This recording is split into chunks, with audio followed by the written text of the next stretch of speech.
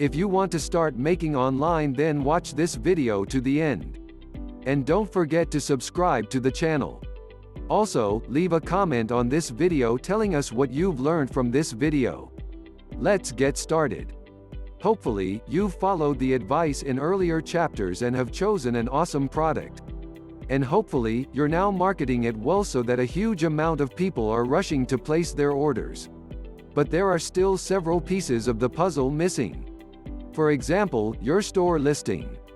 It's all very well having the best product and a great means of driving people to that product, but if the listing doesn't make the product sound great, then you're not going to sell many units. Here's how to make sure you avoid that mistake. Description first. You need to ensure that your product description is on point. So, what makes a great product description? Firstly, this should be concise and to the point. Remember that people are in a rush and respect their time. When someone finds your product listing, they don't have time to read through small print to find out what it does or what the key features are.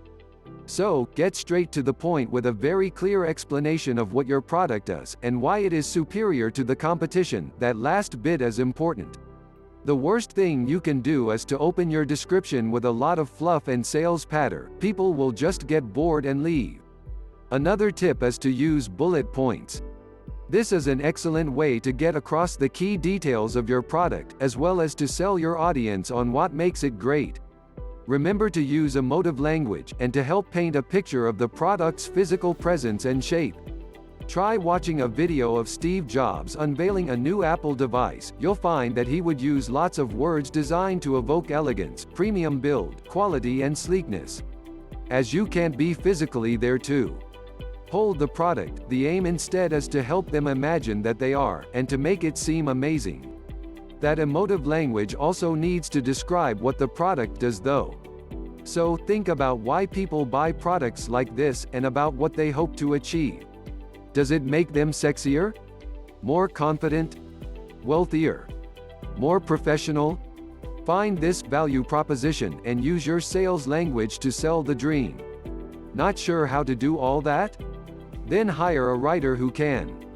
Photography. One of the most important aspects of your store listing is the photograph.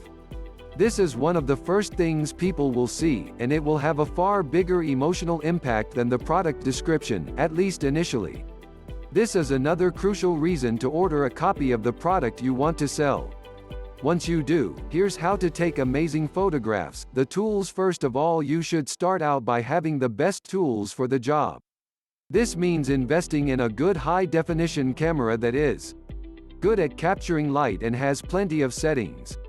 Without investing in a good quality camera, your images won't look professional, and this will reflect negatively on your products. As well as having the best cameras, it is also worth investing in good lighting, a good camera stand and the best photo editing software so that you can really create the best and most professional looking images. The setting. Next, you need to think about the elements you want in your image. For some products and purposes, the best setup will be to have your item set against a white background with no other elements in shot. More often though, it will be useful to include a context for your product so that you can show how it is meant to be used, and so that you can create a scene around it. When doing this, you need to think about the associations that you will be creating when you choose these elements. Try to create an image filled with attractive and desirable elements, because this will in turn make your product appear more attractive and desirable too. The composition of your image refers to the way that you are going to be setting up all those individual elements, and the way that you are going to feature the product in relation to that. Your image should have depth, it should be framed, and it should be designed such that your product be the undeniable focus of the shot. When creating this image, you should look for lines that will guide the viewer's eyes, and think about how these can bring your product into focus. For instance, if you were to promote a house, then including a path in the foreground leading to the house in the mid-ground would automatically lead the eye to the main focus of the piece. The angles you take on your item can also have a big impact on the way it is perceived.